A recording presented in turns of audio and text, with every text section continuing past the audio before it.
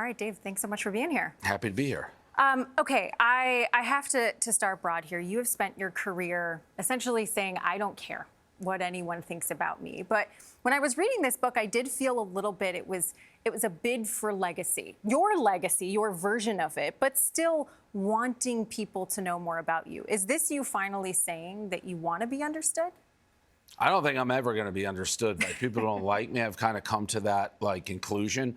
People like me will always like me. People won't. I could give somebody who hates my guts like $100 for free, and they'd want $200. So I don't know if it's for that. I think I think Barstool is a pretty incredible story, and it's cool to have it written down and kind of a record of it. But I don't think it's to be more understood necessarily. The people who don't understand me, I don't think I'll ever change their mind. Then why write it? Well, the truth of the matter is, I have a big ego when it comes to books. So when this was pitched to me, the idea of seeing my book in an airport walking by, I was like, that's really cool. And I also had a ghostwriter when we started. So that combo, I didn't think it would take a ton of time. The ghostwriter spent 6 to 8 months writing it. I read the first paragraph, and I was like, this is terrible. Not terrible, but it wasn't my voice. It wasn't me, and people know me. So then I had to do it, and it took me, 6 to 8 months every day. If I knew what went into it, I probably wouldn't have written it in the first place. But I got myself sort of in the mess of agreeing to do it, commitment. So, yeah, it was that's what ended up to the book. Future Dave's problem became present Dave's Which happens problem. a lot. Believe me. If somebody was in my house when I was writing it, they would probably be like, he's really upset with himself right now. I mean, it was a grind, the entire thing. I'm super happy it's over, and I'm glad I did it. But I would never do it again. Yeah. Well, personally, reading it, I've followed your career for a very long time. I am a Massachusetts girl. It definitely felt like your voice. I found myself laughing aloud a bunch of times. It felt like who I see on social media. Let's talk about the beginning of the book, right? The launch of Barstool. It wasn't great for a number of reasons that you go into in the book. But I loved the part where you talked about your now ex-wife, Renee. And one of the very first things that she said to you, and I'm going to quote here, it says, good luck, but I don't think that this is going to work. Yes. How did you find the motivation to keep going after all of these things were going wrong? And she says that to you. Yeah. So when she said that to me, she was far from my wife or girlfriend. So I was like, who is this girl to talk to me like that? First of all, I didn't care about it. I didn't put any stock in it. I had a sales job for 5-6 years before I started, and by the end of it, I despised it. I really didn't like waking up. I didn't like working for somebody else. I didn't like any of it. So the thought of trying to do my own thing is what motivated me in the early years. I didn't care if I was working, 24 hours a day, 7 days a week. It was better than doing what I was doing, which was cold calling through yellow pages, basically, that type of stuff. So that's what motivated me. I wanted to work for myself, and I didn't care how long, how hard. And there was something always in me. And it could have been wrong because this is the only thing I did and it worked. But every day I felt like we were making tiny steps. They may be 1 reader one day and we went to 2 the next, then to 3, then to 4. I'd get an email, then the next day 2. So in my heart, I'm like, it's still slowly going. And I was just motivated to do something I enjoyed. And I mean, when you're working all those hours, if it's for a company versus yourself, and in this case, this was very much building something that you were excited about, I think that also changes the game 100%. A little bit. And I think that resonates probably with all entrepreneurs, that you're willing to take those risks and do those things. And it's something that, as we got bigger, I kind of had to adjust to and basically learn that as I'm hiring people, they don't all have that same love of the company or family vibe, because we really did. As we grew slowly, everybody felt connected to it and part of Barstool and really motivated to make it work. And then when you get big, not everybody feels that way. One of the things, I think it was in the very first issue, and sort of the tagline of the company, if you will, is it's written by the common man for the common man. And I can attest, as someone who grew up in Boston, you say this moment, or in the book, it's, all these sports writers, it seemed like they were taking pleasure when the Patriots or the Red Sox wouldn't do well. And I can hear my dad echoing that sentiment, true and true. But you are not the common man anymore. You are famous. You are wealthy. You have hotties, as you say, sliding into your DMs at one point in the book. How do you square the mission of Barstool that still is today with the fact that you're not that person?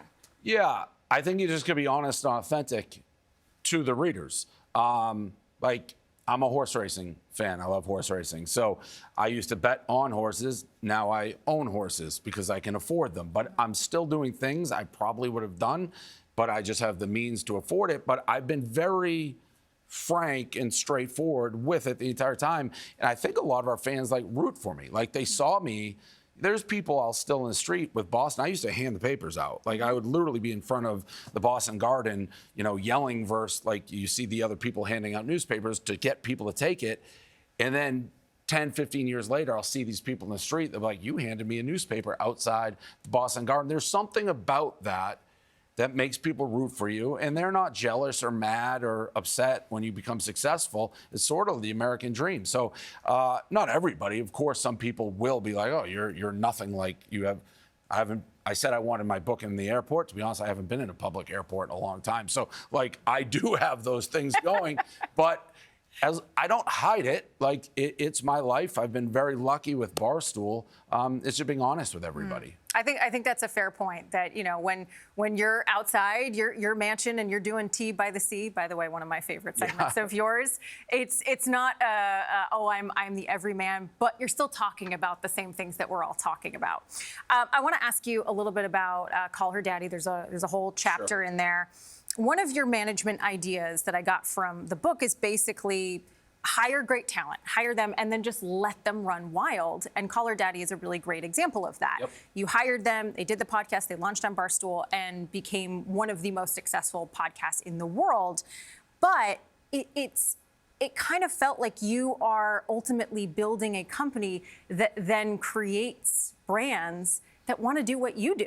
And then there's that friction. How do you deal with that? I mean, is that just more, hey, it's a metric of success because Barstool is able to create these wonderful, artists and talents? Yeah. So when we first sold to the Chernin Group, or even when we moved to New York, I use an analogy. I wanted to be the new SNL, not TV, but I wanted, like, young comedians' talent to apply to Barstool, and then hopefully they become superstars, and some of them may leave, whether it's Eddie Murray, Will Ferrell, whoever, you become big. So for me, how I judge it, it's sort of a band label too. Like, you get bigger. As long we sign these people, athletes as well, similar analogy, I want you to fulfill your contract. So we sign you for a contract, and the hope is that you explode and get big, and we monetize you during that time. And then at the end of that contract, we can either re-sign you if we can afford you, pay you, you want to stay, or you can go to great success. If you leave and become super successful, that hopefully is a great story for us to attract the next Alex Cooper or Call Her Daddy or Pat McAfee. It's like, look at these people. They came in, they became stars, and now they're making tens of millions. If they stay with us, great. Like Dan, Big Cat, PFT, Pardon My Take, they've been with us forever. So it's the combo. And a lot of people, most people do want to stay, but a lot of times we just can't afford it. And in that regard, it is a win for both. I won't be jealous or upset if you leave, and I guess it's up in my eyes the right way, which is like, you fulfill your contract, you work hard, and then if you go get the bag, I'm happy for you. Switching gears a little bit, I mean, obviously you said at the beginning, a lot of people hate you. Oh, yeah. A lot of people are frustrated with you. But one of the things that you're most proud of is the Barstool Fund. Yes. And you have helped hundreds of businesses, millions of dollars has been donated. And I felt like people got to see a little bit less of the combat Dave and more of the empathy Dave. How has that experience sort of changed how you think about your power and place in the world? So Barstool Fund, I definitely is probably the proudest moment I've had through Barstool, that we're in a position to help. And we raised, I think it was in the end, like $50 million for over 400 businesses, paid their bills throughout COVID to make sure they were staying in business. And a lot of those businesses actually repaid the loan once they had it, so we could pay more, which I loved. We don't, a lot of times I'm in the news for being combative or what people don't like, but we have always had a history of doing that. It's just maybe people didn't know. Like the Boston Marathon bombing, for example, we raised $250,000 for a guy who lost his leg to get a house. We've raised tons of money for dogs and charities throughout. The Barstool Fund was certainly the biggest. I've always thought when something strikes or that you can help or there's a moment, if we have the means to do it, it's kind of our responsibility to do it. It's never really well thought out. Like the Barstool Fund wasn't something we sat around and really thought about for a long time. The guy who filmed me doing pizza reviews, Frankie Borelli, his dad owned a pizzeria, and he was telling me the struggle that they were going through. And it was crazy to me that he had no help. So he was the beginning. It was actually called the Borelli Fund to raise money to help him. And then we saw it. Like, we may be able to expand this to other businesses, but it's always a feel thing. Like, if things happen, we have a long history, whether it's fallen, like first responders. I remember the Pulse shooting nightclub. We raised money. Yeah. We've raised money for a ton. It doesn't always get the notoriety or the publicity that the Barstool Fund does, but we've always, even before people who knew who we were, in Boston, just a little company, we were doing as much as we could. And jumping off of that, I mean, a lot of the things that you've been talking about have also been in the conversation when you've flirted recently with a political career, maybe. Is that real civic interest, or is it more the enticement of getting into another kind of combat arena, if you will? That's 100% civic duty, Okay. because what would prevent me from doing it is the combat of it and my history. And I know enough about how politics work, and I've been through what I would say is total smear campaigns and some of the worst days of my life. So that, the combat of it does not appeal to me at all. The civic duty of I actually am like up at night on some of the things that's going on in politics, that's what would drive me to do it. I did say it recently for the New York. I mean, I doubt that will happen, but again, you can catch me on a different day if something happens. If I see something, I get Well, we're so catching you on frustrated. today. Well, I'm just still not over the recent primaries in New York City and the record of some of these candidates who got elected, and some of the things they're on the record saying, like, you want to overthrow Western society, you want no borders, no polices, that you don't think black or Arab men should date ugly white colonizing women. These are all things that were said by a candidate that you blame 9/11 on the United States. These are written words. To me, that you would elect these type of people, it really is shocking to me. So that's when I'm like, what can be done, and can I do anything? And that's when I start having these thoughts. And you think about more of the civic duty part of it. The civic duty. Because I really think it a lot.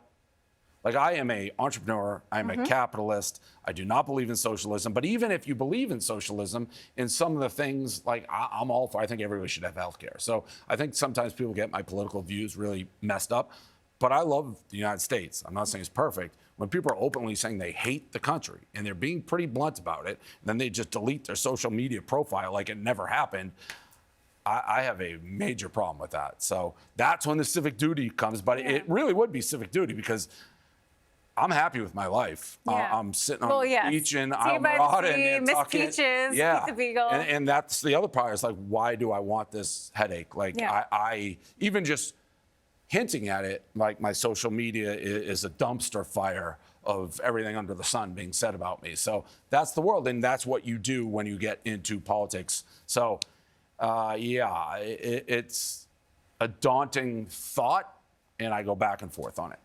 Well, I appreciate you sharing and being so honest. I did put you on the spot there. Yeah, no, it's how I feel. I want to end with a little bit lighter. Do you want to do a lightning round? Let's do it. Okay. So you mentioned, of course, your iconic pizza reviews. One bite. Yep. If we had to one bite Roger Goodell, what would his score be? 0.1. It wouldn't be a straight zero, because people think it's a joke. So 0.1. 0.1. Yeah. The journalist in me says no comment. The Patriots fan in me says okay. That's a great score if you're a Patriot. Better dynasty, Brady, Belichick, Patriots, or early Barstool? Oh, it's the Patriots. The Patriots' greatest dynasty, yeah. And what is more unforgivable? Bad pizza, bad loyalty, or bad content? Bad loyalty. Yeah. We can live with the others. I like that. My favorite line, Dave, from your book is "Hate is my Gatorade," and I'm going to take that with me. I think that is so well put. Really appreciate your time. I don't know if it's healthy, but it's well put. Hey, we all need to have a little spice. Yeah, it fuels me so. Yeah. All right, Dave Portnoy, thanks so much. Thank you very much. Cancel Me If You Can is available now.